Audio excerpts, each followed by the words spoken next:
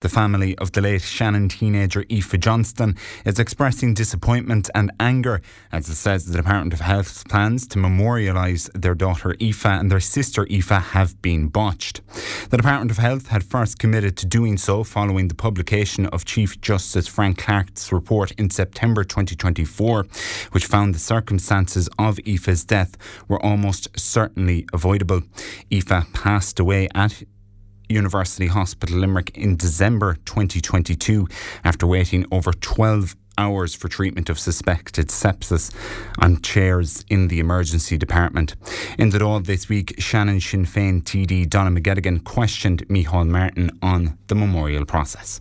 Taoiseach, trolley figures at UHL in year-to-date 2025 were 9,446 and in 2026 year-to-date is 9,341. That includes today's figures, down 1% on last year, and with the new bed block having little impact. And we know and you know more has to be done in the Midwest and in Clare in particular. But talking of the new block, I want to bring up the Johnston family. As we know, Aoife Johnston lost her life in UHL after waiting 13 hours for sepsis treatment. There was a proposal that the new 96-bed block at UHL should be memorialised in Aoife's memory. Letters were exchanged with Aoife's family and the family had selected photos and poems to be incorporated in the memorial, and then radio silence. And much to the hurt and distress of the family, the new block was then opened without consultation with the family. And this was even more distressing for Aoife's dad, James, who was in the final months of his life. The family have been disrespected in every way and they want to know when or if there will be a statutory inquiry into Aoife's death as requested by the family. Unfortunately, that will come too late for Aoife's dad. First of all, thank you for raising the issue. And I met the Johnston's family myself, and what it's extremely, profoundly, very, very difficult and traumatic for the family in terms of what happened to Aoife, which should not have happened. And the HSE have apologised, and indeed the Minister has met with the family, and there was an investigation and an examination of it, which did yield a lot in terms of what went wrong. I will speak to the Minister in respect of, I didn't realise the issue in terms of there was issues around the naming of that new block, and I will talk to the Minister about that and see can we get that rectified.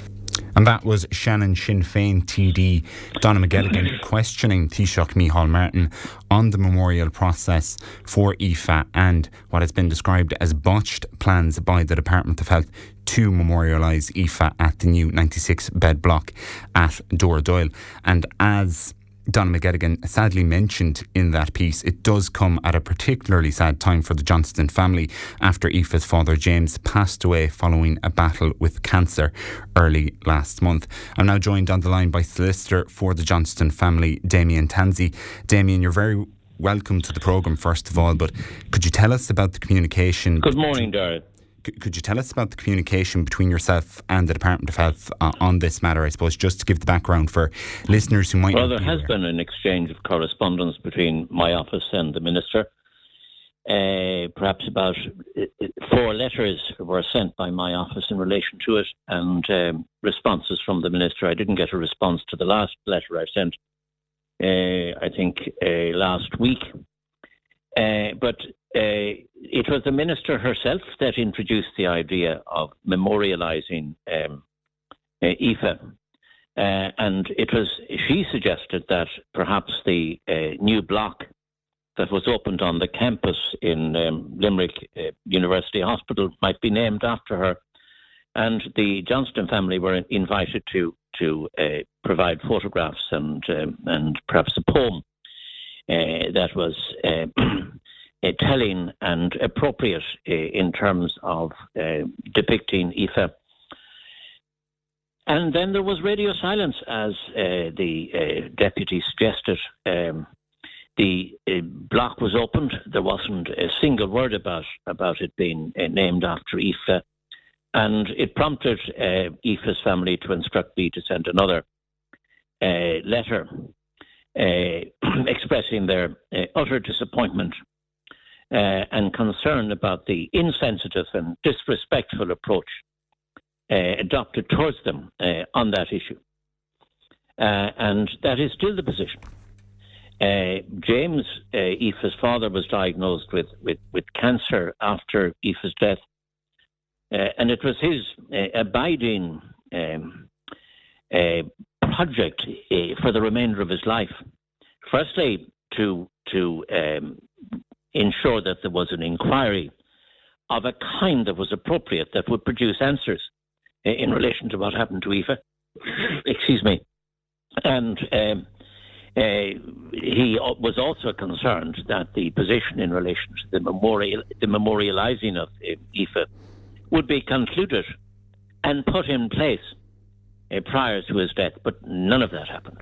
And as you know, James sadly died last month, and he was very, very concerned, and their family and himself were disappointed beyond description about the insensitive and disrespectful approach adopted in relation to particularly the memorialising. On the inquiry, the explanation or the reason that has been put forward by the Minister and indeed the Taoiseach when we met him was that there were a number of investigations underway in relation to a number of people in the hospital who were involved. Sorry, Damien, just to clarify for listeners, this is the Minister and the Taoiseach's explanation about why a statutory inquiry hasn't got away. That's right. Not the memorial process. The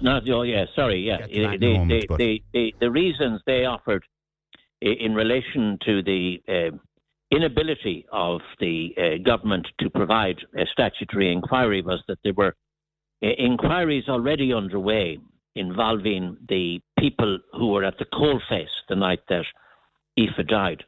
And of course, those inquiries are happening behind closed doors. They arise within the employment contracts that those people have with the HSE.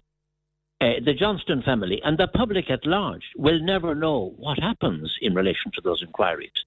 They will never know the outcome of those inquiries. They will never know, for example, if sanctions were imposed as a consequence of their findings in those inquiries. So they're happening. Those inquiries are happening behind closed doors. The public and the Johnston family don't know about them. But yet the Johnston family have to, in the full glare of publicity and the media, deal with the loss of their 16-year-old daughter in the prime of her life. And those inquiries that are taking place behind closed doors, they will go on forever. So it's an easy way to avoid facing up to the responsibility of providing, and the government is the only agency in this country that has the facility to provide an inquiry of the kind that is warranted. An inquiry that will be chaired, for example, by a High Court judge or a retired High Court judge who has the authority to summon witnesses, to take evidence under oath, and to produce findings of fact. Damien, if I can just come in. That is the least. Sorry, Damien, if I can this tragedy Damien, if I can just come in there for a quick moment. And we will get back to the inquiry presently. But just on the memorial, some of the factors that the Department of Health, for its part, has cited in what you described as the radio silence was they said there was an anti-spam filter that basically resulted in them not seeing an email from you about the memorial. They also mentioned that they wanted to respect the privacy of the Johnston family. Now, this is prior to the new 96-bed block opening in October of 2025. What did you make of that explanation? Not a whole lot, to be quite honest with you. We communicated with the department through the medium of the numbers provided by them. And it beggars belief that having done so, they then, the same department who provided us with the numbers and the contact that we should engage with, that they should come up with this excuse. And it's equally bizarre that having introduced this idea, that they didn't follow up and waited until the new block was opened and nothing happened until we took up the gauntlet again on the instructions of the Johnston family. So they're not too impressed. And, it is disingenuous of the department to talk about respect for their privacy and so on. The Johnston family have had to deal with the loss of their daughter almost 4 years ago now. Actually, yeah, soon it'll be the four-year anniversary. In the full glare of publicity and media, and it's disingenuous for the department to seek to excuse their radio silence and their inactivity on this issue by suggesting that some kind of a security wall was the responsibility for the loss of the communication from the Johnston family. And on that, Damien, the Department of Health has said that it is still interested in meeting with the family representative, which I'd imagine in this case is likely yourself, and that they do want to memorialise Aoife. But I noted in comments that you gave to the Irish Independent that the family now feels like they're being treated as an afterthought rather than a priority, and that they're not particularly keen on the memorial at that stage. Do you think there's room for this to change? No. I mean, I was instructed to send a letter last week, and I did that. And the letter communicated to the Minister in very certain and unequivocal terms that the Johnston family had no interest in further engagement with the department on that issue. And that's not going to change. So the likelihood of a memorial being erected to Aoife is no more. Okay. So we can rule that out. And if we can focus on the statutory inquiry for a minute, Damien, and as you mentioned, the reason that the family wants that is because although, I suppose for listeners, we might always hear about the Clark report and the damning evidence that was in that, it couldn't be accepted as a finding of fact. Chief Justice Frank Clark was also prohibited from resolving conflicts. So say, for example, if Nurse A gave evidence about what happened on the night and Nurse B gave a conflicting account, that couldn't be resolved. They couldn't say if one account was true or the other. And you felt, and you stated at the time, that it was a waste of money and that there was a complete lack of accountability. How much closer are we to that statutory inquiry? I know there's ongoing disciplinary actions, but are we any closer to it happening? No closer. Because of the reasoning presented by the department and indeed the Taoiseach when the family met him, that the inquiry would in some way jeopardise or undermine the status of those behind-the-door inquiries that are taking place involving people who were at the coalface in the hospital on the night of the tragedy. How long are those inquiries going to continue? They could go on forever. Decisions are made, and then the people who are the focus of those inquiries have the right of appeal. And that process can go on forever. Soon it will be 4 years since this tragedy occurred. When there is an inquiry, it is important that the inquiry is timely so that people still have quite a significant, accurate memory of what happened. As time passes, people die, people forget. So inquiries should take place and should take place in a timely manner when they are warranted. Not unlike the Criticises situation in Donegal at the moment. Again, the same excuse is being proffered by the government that they cannot have an inquiry because there are 3 inquiries already underway in relation to Criticises. Again, how long are those inquiries going to last? And time passes. People's memories fade. People die, and so on. So, the government has an obligation. It is the only entity, it is the only authority with the wherewithal to establish an inquiry. And they are walking away from that responsibility. Offering lame excuses that don't stand up. Damien, can I just ask you, and you mentioned obviously that, look, this is any family's worst nightmare, and very sadly the Johnstons are living through this process, and it's been compounded by the passing of their father James last month, and unfortunately these events are playing out in the public glare of the media, and there is somewhat of an unfortunate necessity to that. But how is the Johnston family doing?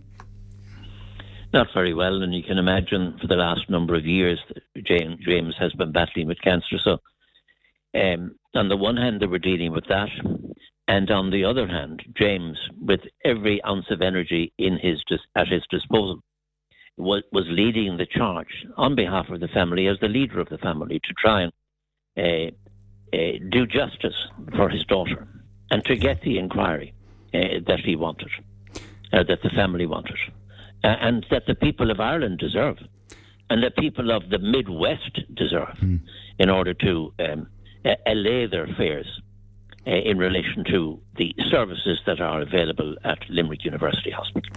Quite clearly, Damien, as you've outlined here, the goal of the family, the goal of yourself is to get accountability here, to get the truth out there in the public domain and to get this statutory inquiry done in a timely manner. But just on the memorial aspect of this, and I'm sure, look, for yourself, for the Johnston family, and a lot of listeners will find it particularly sad that maybe there is, look, a lot of cold water on the prospect of a memorial now.